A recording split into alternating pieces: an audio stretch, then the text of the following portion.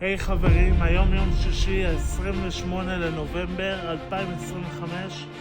זה טלסקופ שובר אור שקיבלתי לפני 5 שנים, והיום אנחנו רוצים להסתכל על כוכב מלכי צדק.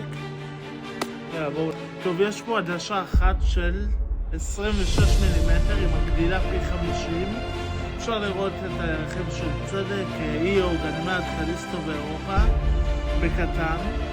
עדשה שנייה של 3 מילימטר, מגדילה פי 333.3.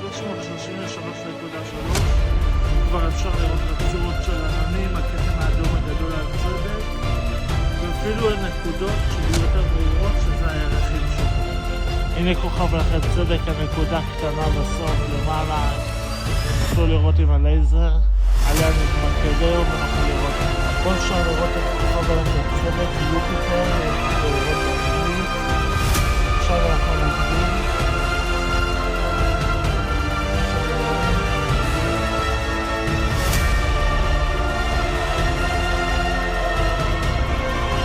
איו, קליסטו וגנימד, אני רואה שלא רואים עכשיו את אירופה, אבל זה בעיקרון.